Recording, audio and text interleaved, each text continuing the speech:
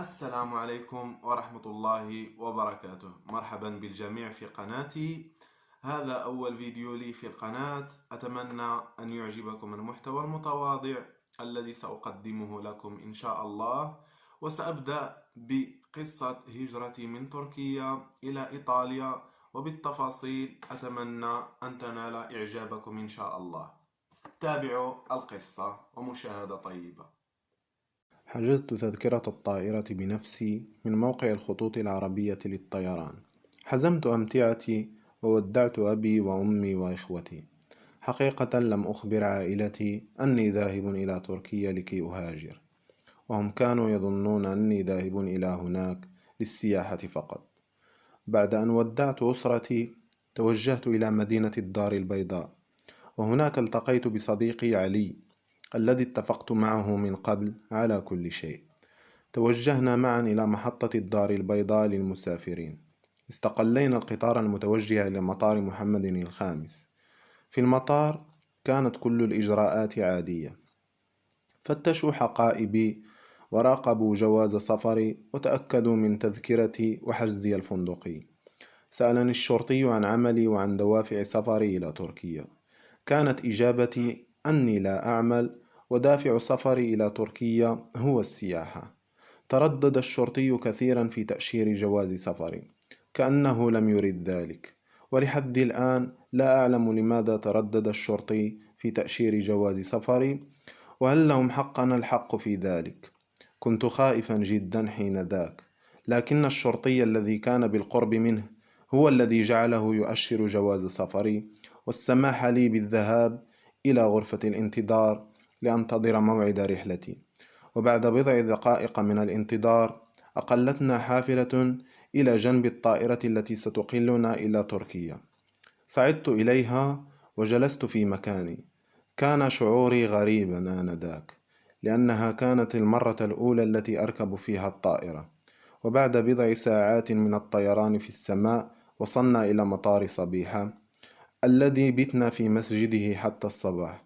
في المسجد التقينا بمحمد ومراد ورضا والمختار الذين قدموا من المغرب إلى تركيا لنفس الهدف، وهو الهجرة. خرجنا من المطار في الصباح وتوجهنا إلى مدينة إيسينيورت. تجولنا في مدينة إيسينيورت والتقطنا فيها بعض الصور وأكلنا بعض المأكولات التركية، واشترينا لوازم الرحلة من ديكاتلون.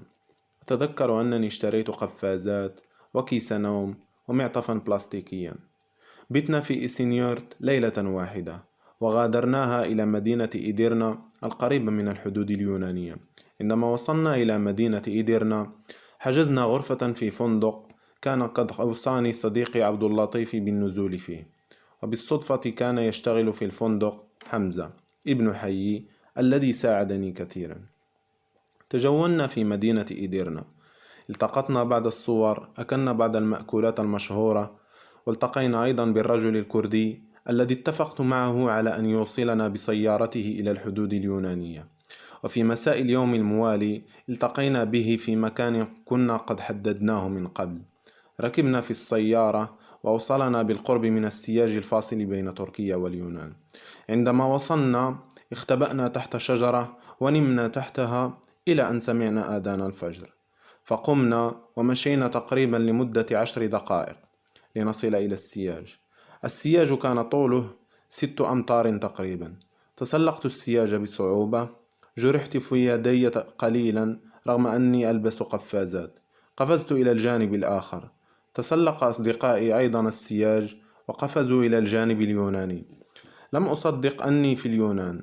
جرينا بسرعة نحو الغابة واختبأنا وسط الأشجار لنبتعد عن منطقة الخطر التي تراقبها دوريات الشرطة والعسكر اليونانية، وبقينا مختبئين حتى حل الظلام.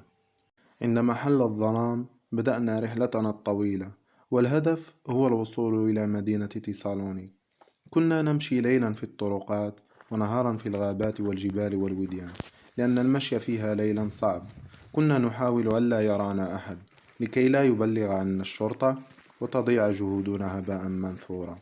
وعندما نتعب بعد ساعات المشي الطويلة والمتعبة كنا نبحث عن بيوت مخربة أو مهجورة وننام فيها، أو كنا ننام في الغابة بين الأشجار. كنا نأكل ونشرب ثم ننام لنستريح ونستعيد أنفاسنا وقوتنا استعدادا ليوم آخر من المشي المتعب لساعات طويلة.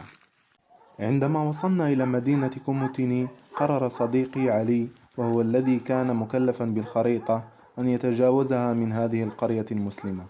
وكما العادة كنا نمر من القرى والمدن ليلا لكي لا يرانا أحد، ومع أن نباح الكلاب كان يفضحنا، لكن لا أحد كان ينتبه إلينا لأن الناس هنا ينامون باكرا. وبعد أن تجاوزنا هذه القرية ومررنا من السكة الحديدية، وصلنا إلى الطريق السيار المتجه مباشرة إلى مدينة تيسالونيك. وكما شاهدتم أصدقائي الأعزاء، هذا كان الجزء الأول من قصة هجرتي من مدينة إدرنا التركية إلى مدينة تيسالونيك اليونانية. أتمنى أن يكون هذا الجزء قد نال إعجابكم نظرا لخبرتي القليلة في تعديل الفيديوهات، وسأحاول أن أكمل القصة في جزء ثاني إن شاء الله.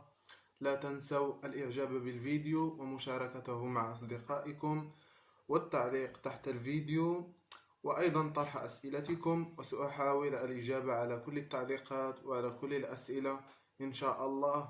انتظروني في أقرب وقت ممكن مع الجزء الثاني وتتمة قصة هجرتي من مدينة إدرنا التركية إلى مدينة تيسالونيك اليونانية إن شاء الله.